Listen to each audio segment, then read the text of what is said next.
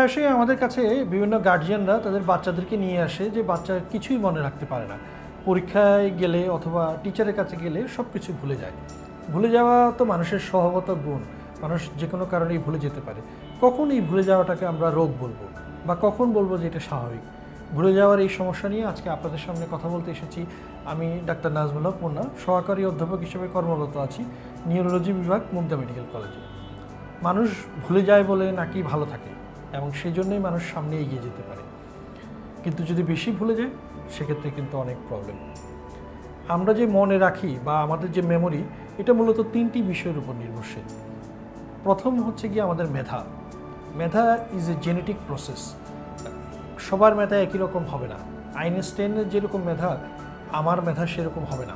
কেউ কেউ বেশি মেধাবী, কেউ কেউ ভালো মনে থাকে, কেউ কেউ কম মেধাবী। এটা প্রকৃতি প্রদত্ত বা আল্লাহর দান।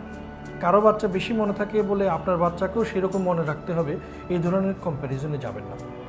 মনে থাকার সেকেন্ড কারণ হচ্ছে মনোযোগ।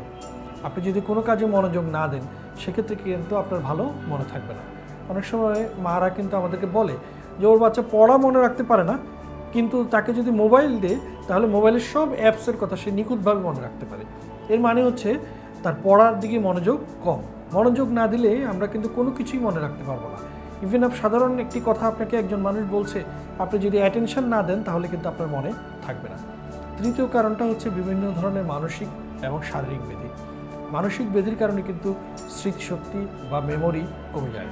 আপনি যদি হতাশায় ভোগেন, ডিপ্রেশন রোগ থাকে অথবা অতিরিক্ত দুশ্চিন্তা করেন, তখন আপনি কিন্তু কোনো কাজেই মনোযোগ দিবেন না। ফলশ্রুতিতে আপনার মেমোরি বা মনে থাকার ক্ষমতা কমে যাবে। শারীরিক যে রোগের কারণে মানুষের স্মৃতিশক্তি কমে যায় তাকে আমরা ডিমেনশিয়া বলি। ডিমেনশিয়া আসলে অনেকগুলো কারণে হতে পারে। বিভিন্ন রকম ভিটামিনের অভাব, বিশেষ করে ভিটামিন B12 যদি কমে যায় তখন স্মৃতিশক্তি কমে যায়। হরমোনাল ইমব্যালেন্স, বিশেষ করে থাইরয়েড হরমোনের অভাব দেখা দিলে কিন্তু স্মৃতিশক্তি কমে যায়। অনেক সময় ব্রেইনের বা নিউরনের কিছু রোগ আছে, যেমন অ্যালজাইমার্স ডিজিজ বা পার্কিনসন রোগ, এগুলোতে স্মৃতিশক্তি কমে যায়।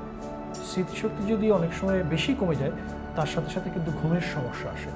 দেখা যায় রোগী কম ঘুমায়, রাতে ঘুমায় না, দিনই ঘুমায়, এলোমেলো কথা বলে, অস্থিরতায় ভোগে। স্মৃতিশক্তির সাথে কিন্তু আমাদের পার্সোনালিটি রিলেটেড। দেখা যায় স্মৃতিশক্তি কমে গিয়ে কারণে রোগী উল্টাপাল্টা কথা বলে, অতিরিক্ত সন্দেহ করে, রাগারাগি করে, চিৎকার করে। একদম ভদ্র মানুষ যিনি ছিল তার আচরণ একদম চেঞ্জ হয়ে যায়। কেউ যদি ডিমেনশিয়া বা স্মৃতিশক্তির রোগে ভোগে, আমরা বলবো যে ভয় না পেয়ে দ্রুত নিউরোলজি বিশেষজ্ঞ ডাক্তারের পরামর্শ নেন। রোগী দেখে এবং প্রয়োজনীয় পরীক্ষার মাধ্যমে ডাক্তার নিরূপণ করবে যে আপনার রোগী কী ধরনের রোগে ভুগছে, এবং যদি সঠিক ওষুধ তাকে সেবন করানো যায়, বেশিরভাগ ডিমেনশিয়া রোগী একদম সুস্থ এবং স্বাভাবিক জীবনযাপন করে। ধন্যবাদ আপনাকে।